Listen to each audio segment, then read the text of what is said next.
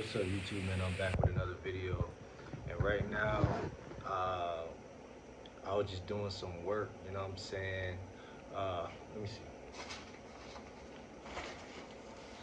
Yeah, I was talking about women earlier, but I'm not on that type of time right now. I love writing things down because it keeps us very organized and it keeps us very intact. And that's one thing growing up that we had no control over, in our family systems is that we totally had no point of we had no uh we had no walker, and we had no cane to poke around. We were like blind in a sense, and when your feelings get stimulated and people around you get to yelling and they get to talking like how I'm talking right now, and and they get to doing all that, something odd happens.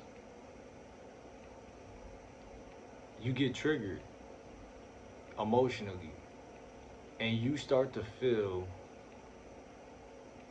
off balance. And I like the scenario of thinking of it as you standing on a rug and someone shaking the rug, or the ground beneath you the ground beneath you was moving in, or quicksand, or anything of that nature. It's a very funny prank. It's a very funny prank, a very funny joke. Uh, but it's the life that a lot of young men are living right now. And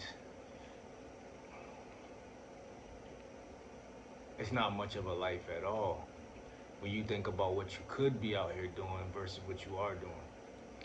Um, so I was doing some due diligence before anything else on how to move out. Now there's rules to moving out, and I'm pretty experienced because I moved out already.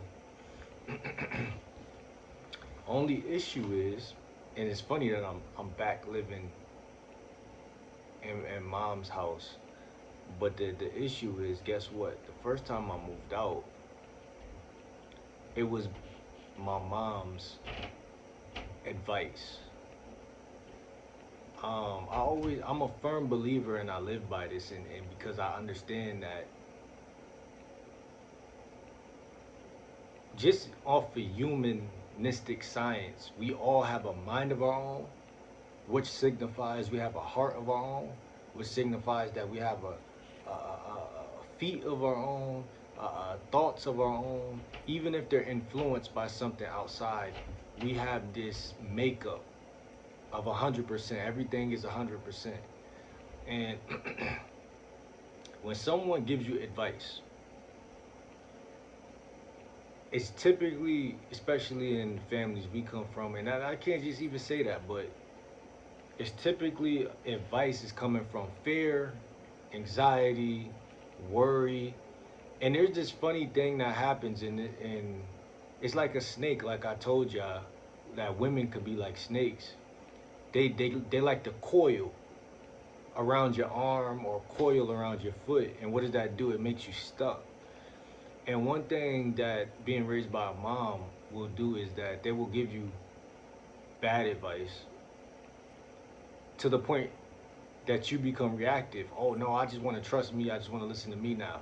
Now they start to argue with that because you're being reactive to the fact that you lost trust. Now that you're in reaction, they can smell that. So you know how they say when you're around a snake, don't have fear, don't have this, cause that's all react. That's all reaction. You're scared to get bit, type shit. So when you get to saying, becoming a, so you become a tyrant. You say, I'm not gonna listen no more. This is exactly what I'm gonna do. I'm gonna make all my own decisions. And what that does creates resistance and the rebellious nature in your mom, quote unquote, the little girl in her. that her parents always told her, no, I'm making all the decisions. So now you have this infinity sign of going like this, tug of war type shit. And the funny thing is, you will never get out of that by being overly reactive. You will never get out of that with an inkling of fear inside of you. You will never get out of that with an inkling of any emotion. Happy, mad, sad, and I always tell you it's all about being neutral. You walk away when you're neutral. You glide away when you're neutral.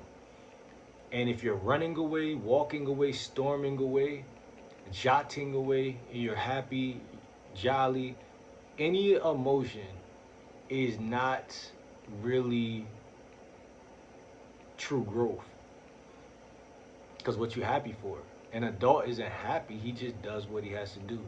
But when I'm sitting here, I'm writing about moving. So like to cut back before I go here, I said a snake likes to coil around your arm and around your leg or whatever it could do to devour you, ultimately to eat you.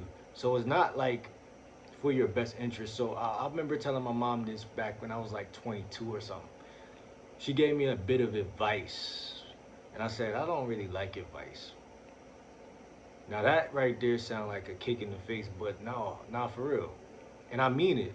As a man, I really have grown, not out of reactivity no more. It ain't like, oh, I hate advice because it don't work when people give it, and it don't. I'm gonna be honest with y'all, it never fucking works. It never sticks. I ain't gonna say it don't work because then they'll hop on that and be like, I took advice from people and it worked. And no, I'm saying it don't stick. It only it's not the real. It's not the real. It's not coming from the source. It's not coming from my own ability and my own growth and maturity.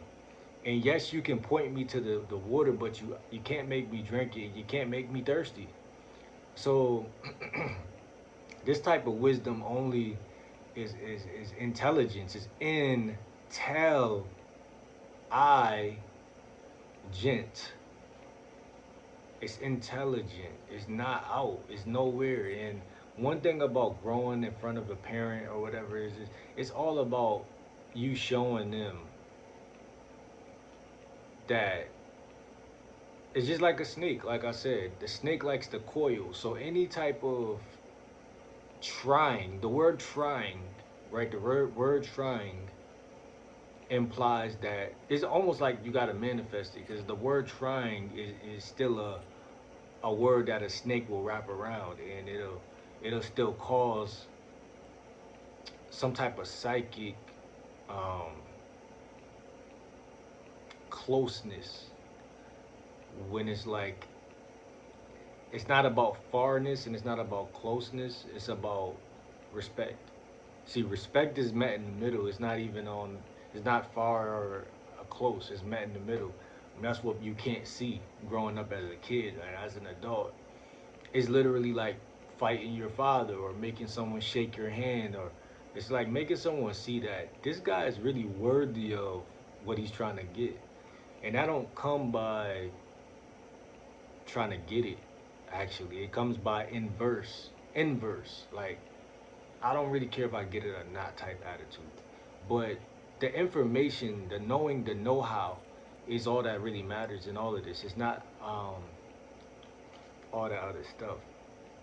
So when I do the studying, this information becomes quite visible and easy as it should because what we tend to happen is we tend to I know I did a lot growing up. I'll look at something like moving out of your mother's house.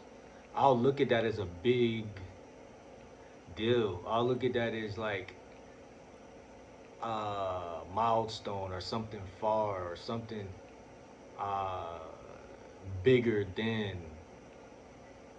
And I'll kind of have like an inferior complex, like yo, I don't even got no money. I don't even got this. I don't got that. How am I going? And you don't got no faith and you don't got no belief, which is the same thing. And whether you're gonna make a move in life, you gotta have faith either in yourself or in God. You gotta have your faith in something. Because other than that, you just lost.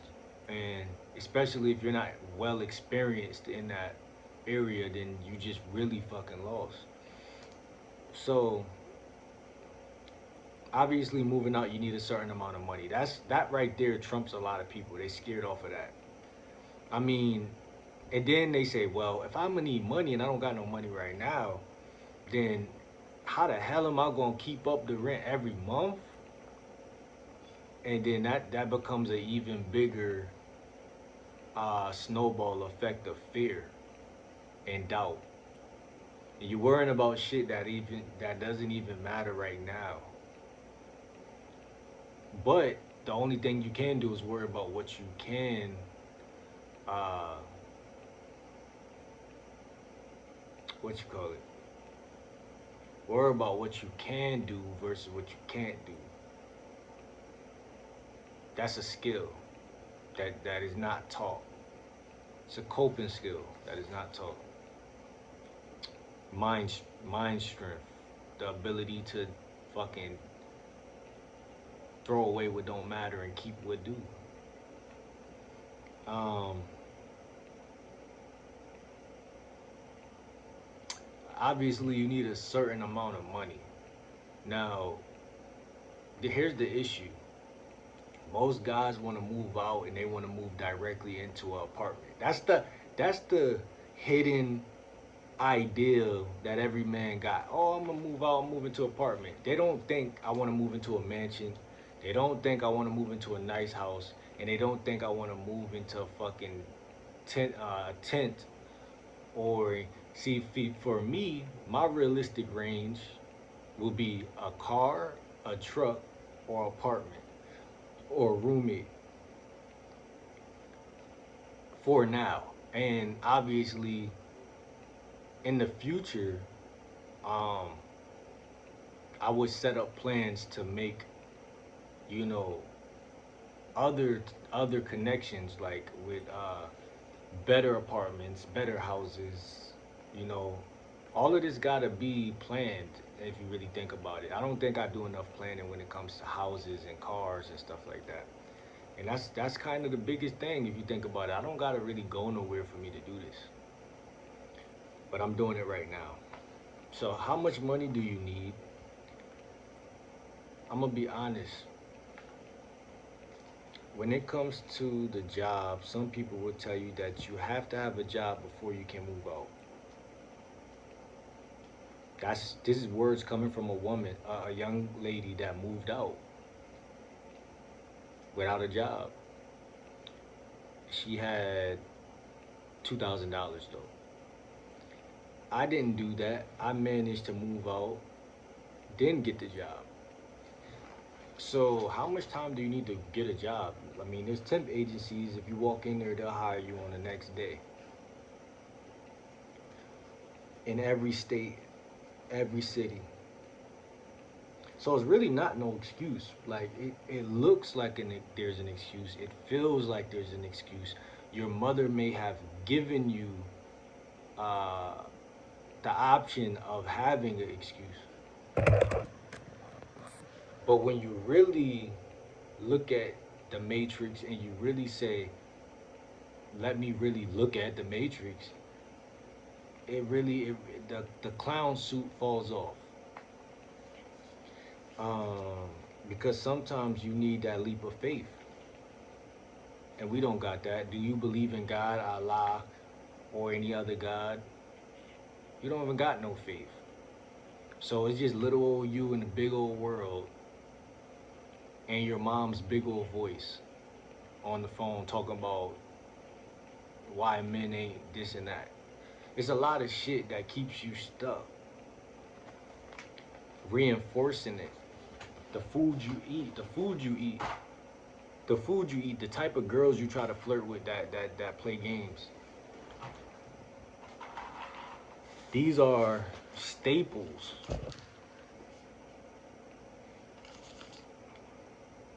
Said I think some people look at jobs forever. She said sometimes you need that faith to make things move faster, but you'll be surprised when you decide to move out, the job actually comes a lot faster. And I can't, and you know what's funny? I can't knock what she's saying and act like I never seen it, because when I moved down south, I end up losing the job that my cousin had gave to me, and I had end up having a security guard walk by me and say, "Oh, yo, we're hiring," as if he knew I got fired like that same day. Walking through the mall, like, "Oh, yo, we're hiring." It's almost as if the universe really was on that. And it's funny because it's like a double-sided coin, because when you're struggling and you don't see no opportunity, no job, no nothing, it's almost as if the universe is working against you.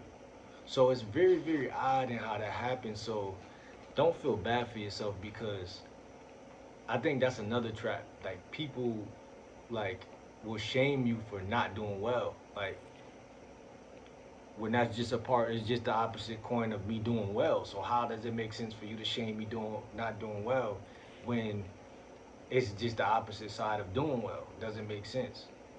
That means that if I could do bad, I could do good, but the trap is that you believe people's feelings towards you and they're not really real. Stop trusting what people feel, and stop assuming you know what they feel, even if they make it look like they feel that way. Because a lot of people don't really feel what they feel, and even if they did feel what they feel, you don't have to feel what they feel. So just stay in your own reality.